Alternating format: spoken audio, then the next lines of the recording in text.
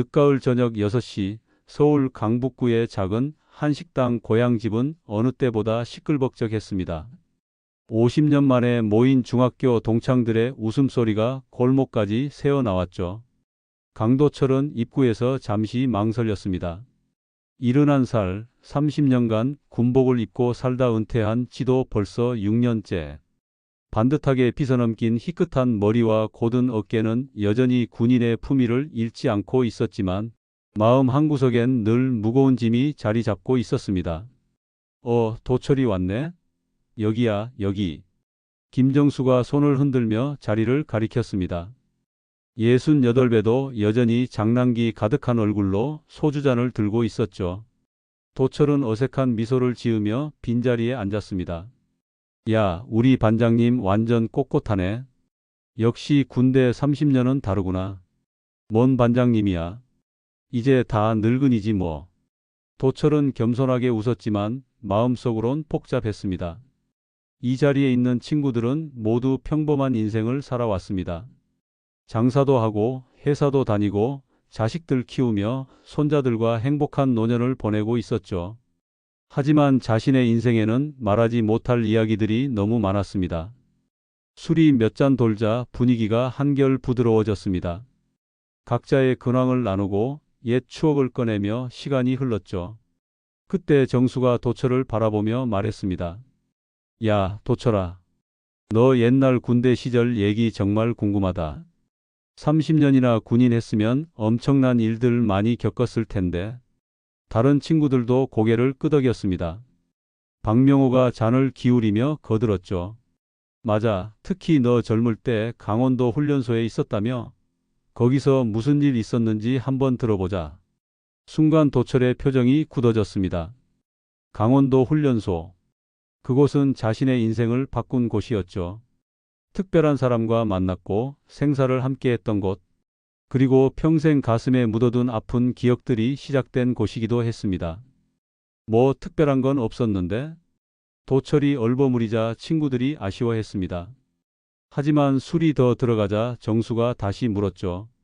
아니야, 너 예전에 한번 술 취해서 말한 적 있잖아. 군대에서 목숨 구해준 친구가 있다고. 무슨 눈사태에서 구해줬다고 했는데? 도철의 손이 살짝 떨렸습니다. 소주잔을 꽉 쥐고 있던 그의 눈가에 어떤 그리움이 스쳤죠. 그는 천천히 잔을 비우고는 깊은 한숨을 쉬었습니다. 그 얘기를 왜 꺼내냐? 야, 우리끼리 뭐. 그냥 궁금해서 그러는 거야. 어떤 친구였는데? 친구들의 눈빛이 호기심으로 반짝이었습니다. 도철은 마지막 망설임 끝에 입을 열었습니다. 50년을 가슴에 묻어둔 이야기를 이제야 꺼낼 때가 온 것 같았죠. 그럼 한 잔 더 하면서 들어봐라. 긴 얘기니까. 도철은 새 소주병을 따며 말했습니다. 그의 목소리는 어느새 진지해져 있었고 늦가을 바람이 창문을 흔들며 가로등 불빛이 테이블을 은은하게 비추는 가운데 도철의 이야기가 시작될 참이었습니다. 1970년대 초였어. 나는 강원도 산골짜기 훈련소에 있었는데 1972년 1월이었어. 강원도 화천 산골짜기에 있는 훈련소에 갔는데 그때가 정말 춥더라고. 도철의 목소리가 옛 기억 속으로 빠져들었습니다. 친구들은 숨을 죽이고 들었죠. 훈련은 지옥 그 자체였어. 새벽 5시에 기상나팔 소리에 일어나서 밤 10시까지 쉴 틈이 없었지. 특히 그해 겨울은 유난히 추워서 체감 온도가 영하 30도까지 떨어졌다고 했어. 도철은 소주 한 모금을 마시며 계속했습니다. 그런데 우리 소대에 특이한 놈이 하나 있었어. 이름이 장세호라고 20살 먹은 애였는데 덩치가 산만하더라고. 키가 180은 좋게 넘었을 거야. 그런데 그 놈이 보통 놈이 아니었어. 정수가 궁금한 듯 물었습니다. 왜 뭔가 특별했어? 아, 그게. 처음에는 우리가 다 무서워했지. 그 놈이 원래 서울 청량리 쪽에서 조직 생활하던 놈이었거든. 손에 칼자국도 있고 얼굴에도 흉터가 있고 그랬어. 도철은 잠시 말을 멈추고 창밖을 바라봤습니다. 마치 그때 그 춥던 강원도 산골을 보는 것 같았죠. 처음 며칠은 정말 힘들었어. 세호는 군대 규율을 못 견뎌했고 분대장하고도 자꾸 부딪혔지. 얼차려도 맨날 받고 밤에 화장실 청소도 도맡아서 하고. 박명호가 고개를 끄덕이며 말했습니다. 그런 배경 가진 애들이 군대에 적응하기 힘들지 않나? 그렇지. 근데 신기한 게 뭔지 알아? 그 놈이 점점 달라지기 시작한 거야. 처음엔 이런 개 같은 군대가 어디 있냐며 투덜댔는데 한 달쯤 지나니까 누구보다 열심히 하더라고. 도철의 눈빛이 따뜻해졌습니다. 특히 체력 훈련 시간에는 정말 대단했어. 구보할 때 맨 앞에서 뛰고 팔굽혀 펴기도 100개씩 하고 분대원들이 뒤처지면 뒤로 가서 끌어주기도 하고. 김정수가 감탄하며 말했습니다. 와, 완전히 바뀐 거네? 그래, 그런데 더 놀라운 건 그 놈의 마음씨였어. 어느 날 우리 분대에 몸이 약한 김철수라는 애가 있었는데 훈련 받다가 쓰러진 거야. 그때 세호가 없고 의무실까지 뛰어간 거지. 도철은 그때를 떠올리며 미소를 지었습니다. 나중에 세호한테 물어봤어. 왜 그렇게 바뀌었냐고. 그랬더니 이렇게 얘기하더라고. 도철의 목소리가 조금 낮아졌습니다.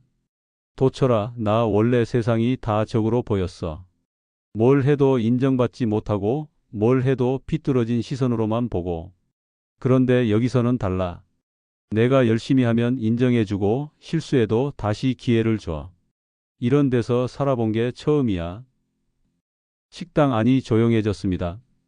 친구들도 마음이 숙연해진 것 같았죠. 그 말 듣고 나도 세호를 다르게 보게 됐어. 그 놈이 삐뚤어진 게 아니라 환경이 그렇게 만든 거구나 싶더라고. 그때부터 우리가 친해지기 시작했지.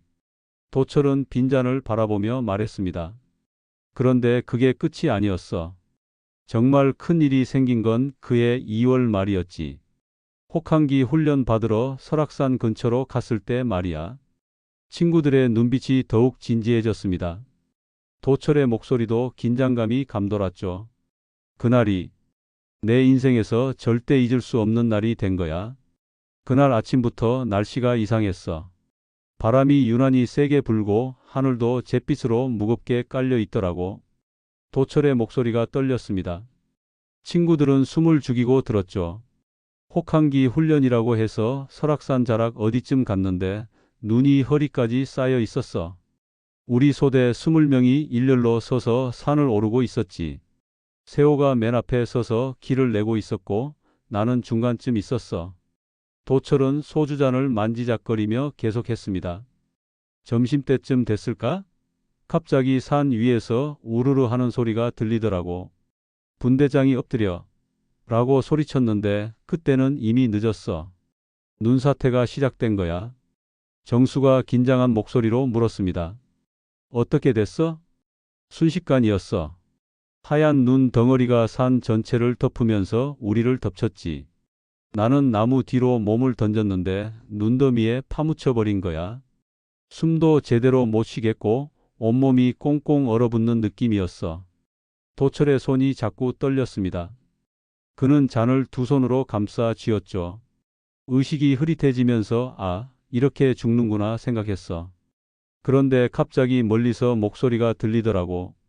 도철아, 어디 있어? 하면서. 박명호가 놀라며 말했습니다. 세호가? 맞아.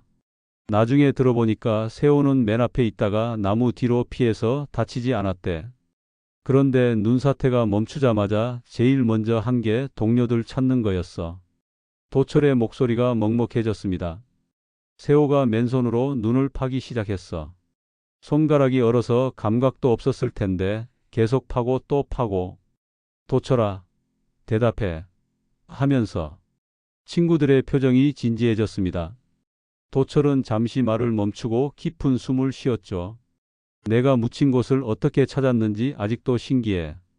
세호가 나중에 말하길 그냥 감으로 여기 있을 것 같다고 생각했다더라고. 운명이었나 봐. 도철은 눈을 감고 그때를 떠올렸습니다. 세호가 나를 파낸 건 눈사태가 일어난 지 1시간쯤 뒤였어. 그때 내 의식은 거의 나가 있는 상태였지.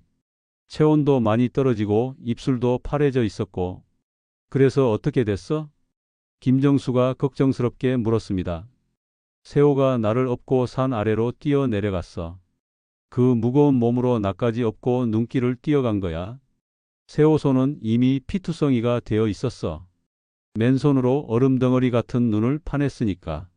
도철의 눈가가 촉촉해졌습니다.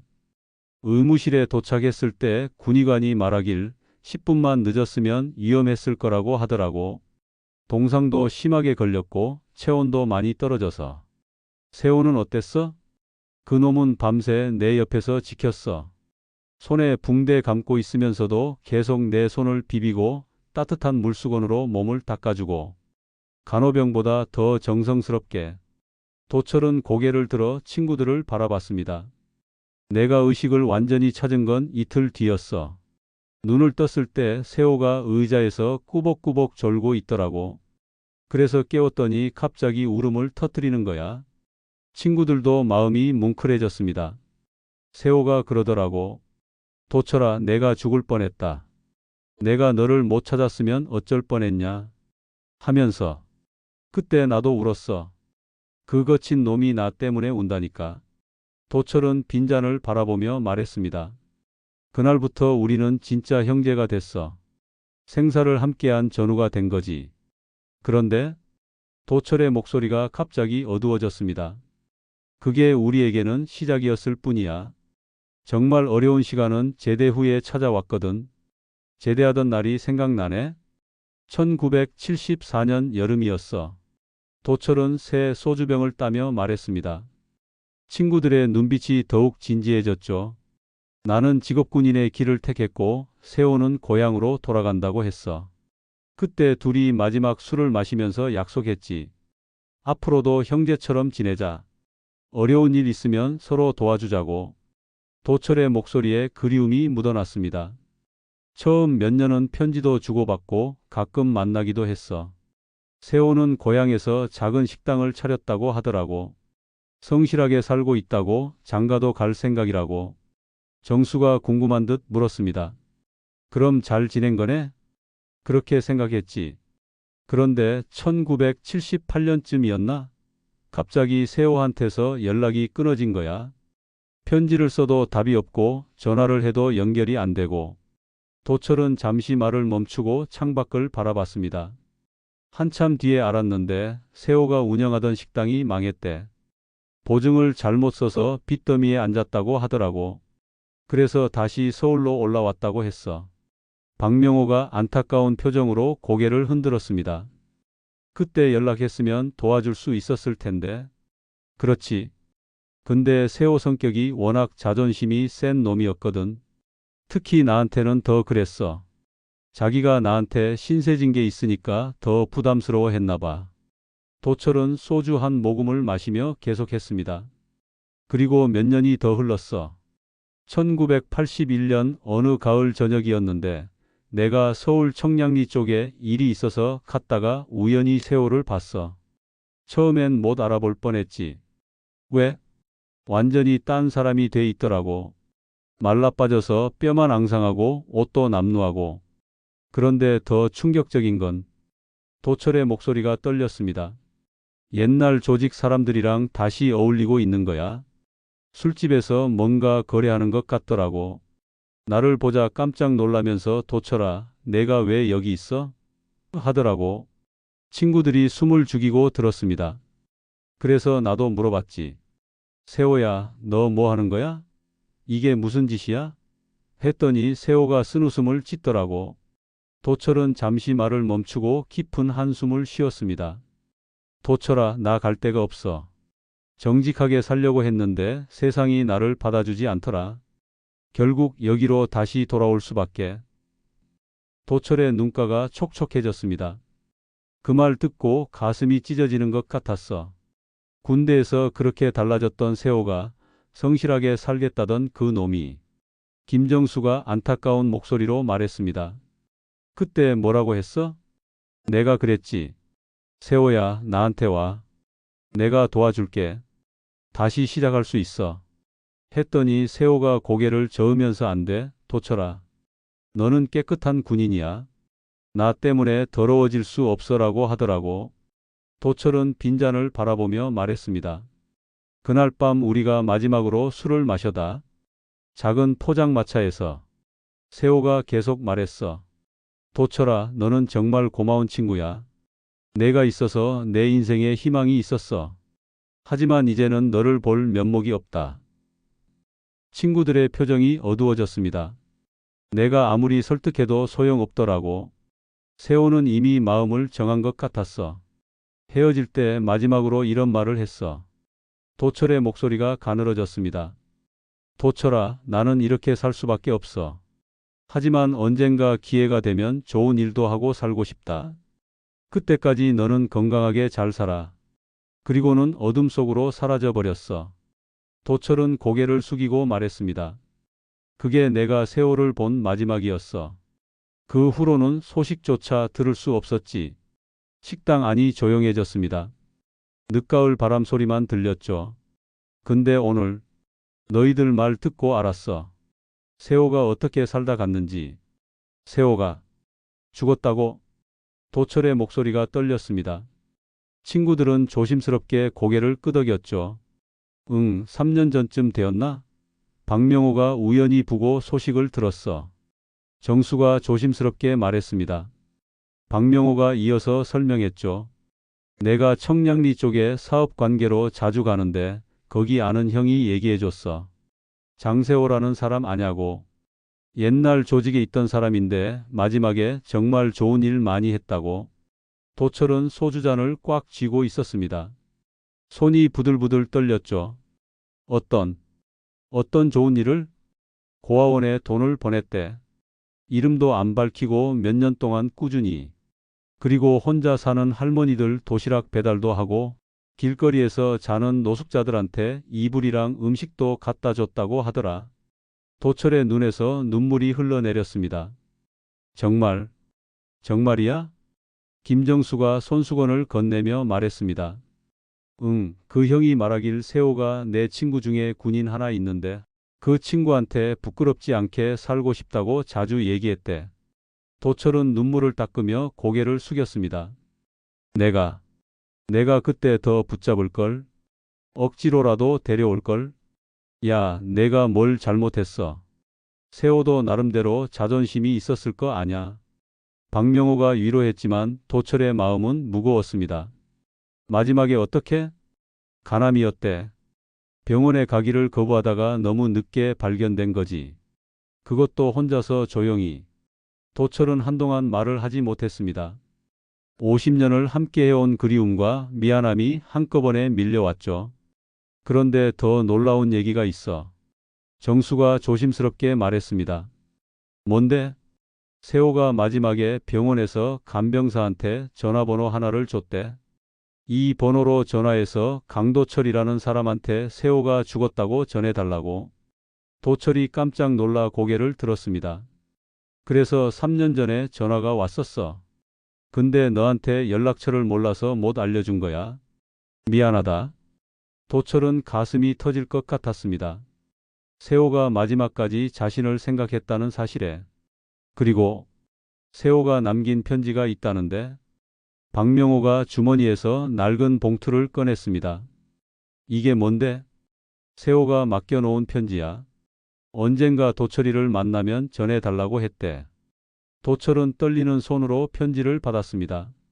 봉투에는 친구 도철에게라고 세호의 삐뚤빼뚤한 글씨로 적혀 있었죠. 편지를 펼치자 세호의 목소리가 들리는 것 같았습니다.